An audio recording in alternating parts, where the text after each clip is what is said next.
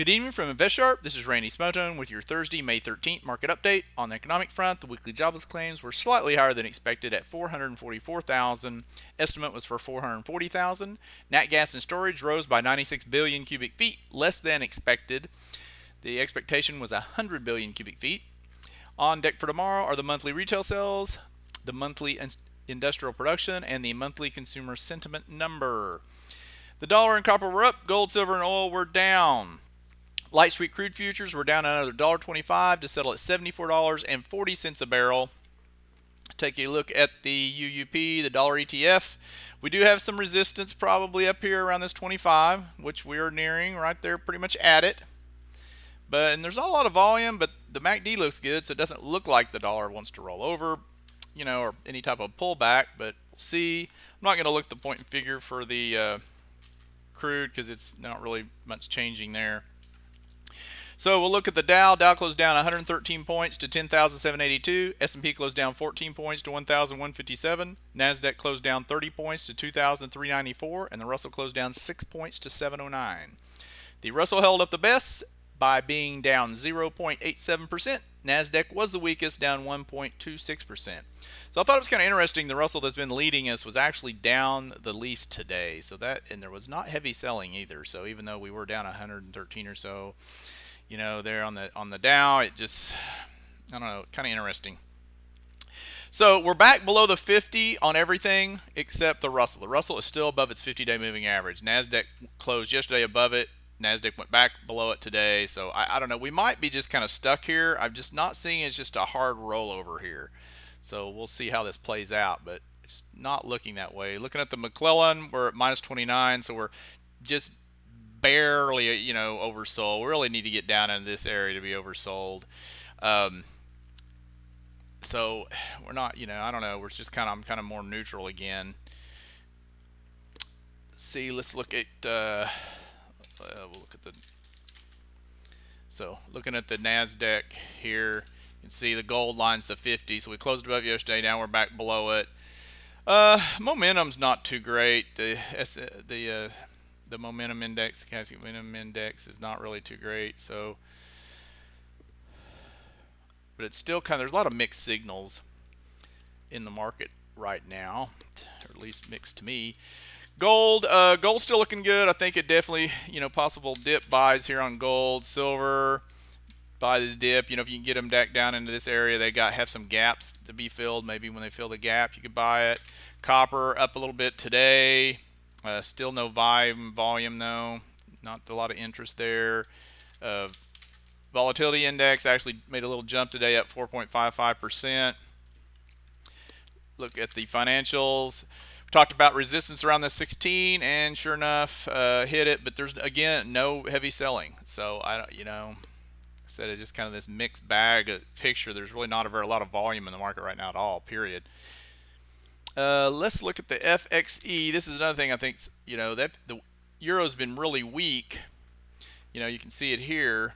It's down where it's been, this prior support there, bounced off around this 124.95 area. So if you look at the weekly, we looked at before. So dating back to about November of 2006, FXE has not taken out this support line on the weekly. And it's touching it again, so it could be pretty ugly if it loses this, and I would think, and closes below it. That's the way it's setting up, but I'm not sure it's going to lose it. So the MACD is higher here than it was here, so we'll see what happens. But the euro is definitely struggling, as well as oil, which makes me bearish. But then everyone's jumped on the bearish bandwagon, it seems like, over the lately. So contrarian in me thinks we may not be so easy just to roll over hard, even though I do have some puts on. Let's look at the sectors.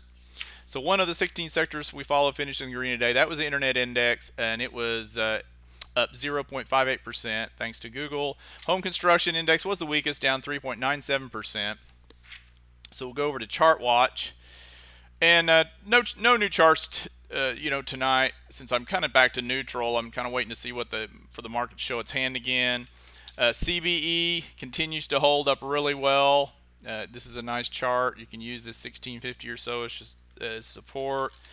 Home ends, HMINs holding up well. I'd use around the 36 or so area for support, 36, 36.50, somewhere around there. IBM pulled back a little bit, but it should use that area around there as support. If it loses it, then I would probably wait until it kind of sets up again.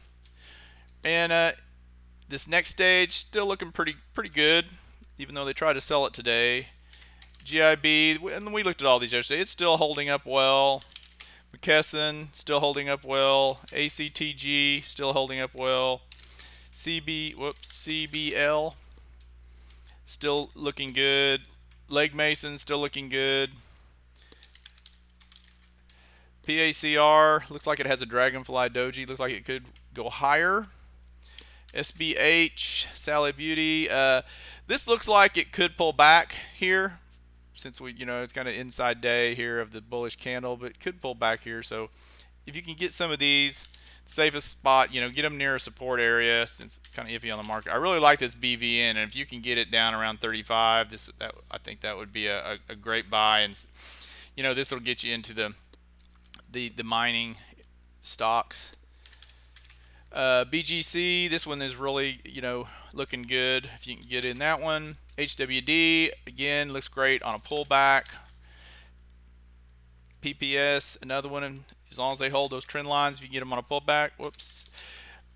Compass Materials broke out today, out above the downtrend line. No volume behind it, so be careful on that one, even though it did have a breakout. CEF looks like it might pull back, so if you can get it, as long as it doesn't take out the trend line. Med's been really strong. Definitely, if you can get this one back down near this trend line, this has definitely been a good area of support. GLNG still looking good. As long as it holds around that 13.25, you can stay in that one. Kinross, I like this gold stock, especially if you can get it on a dip down in this area. Better yet here, but I don't know if it'll pull back that far, but if you can get it back down in this area here. Of course, GLD, again, dip buy. There's some gaps that might be filled. If you can get it where around this gap fill, that would be perfect. Newmont Mining, again, if you can get a dip buy on it. All these gold stocks and miners, we've gone through them. I still think there's still decent setups for another month or two. AEM, ANV, GFI, of course, silver, SLV, Silver Wheaton, look good. Pan American Silver, again, dip buy. FCX is at resistance, but there's no volume there, so you could try to short it, but I would use today's high as your stop, and which is kind of a pretty big difference, but about well, $4 or so, three and a quarter.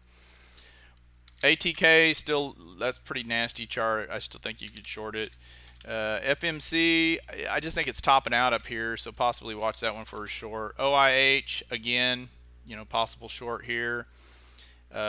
Google, looks like they started shorting it when it got up to that 5.25, like to talk about, but again, there's no big volume on any of this. FFIV, just the MACD makes me think that, again, this is going to have a pullback, at least down into this area, 30 or so, or maybe it gets back to here, depending on what the market does. Baidu, of course, it's pulling back. Everyone got a little too excited. And then remember, I know the charts are messed up because that stupid sell-off day. So keep all these in mind. The DOG, TWM, Ultra Short Russell, the FAZ, the financial 3 times, triple leverage, SDS, Ultra Short S&P. Keep these on your radar again, just in case we need them here. Some of you may have nibbled on some today. Of course, this ultra short crude oil, it's actually, you could have been in this one, it still looks pretty good. And TZA, 3 times small cap, little bounce today. Let's go look at the current market signals. Follow the point figure chart for the Dow, NASDAQ, and S&P. Of course, these are still on sales. S&P has never gone on a sell signal yet, so it's still on a buy. And I took the price objectives off here if you haven't listened recently, just because of, when we had that, whatever it was, error or, whatever was going on between the exchanges and had that almost 1,000-point down day, it just messed up. These point figure charts are just a mess, and they have, the price objectives look bogus to me, so. And then this one is still got the same one, so So that's all I really have for today. Thanks for watching InvestSharp's daily market analysis.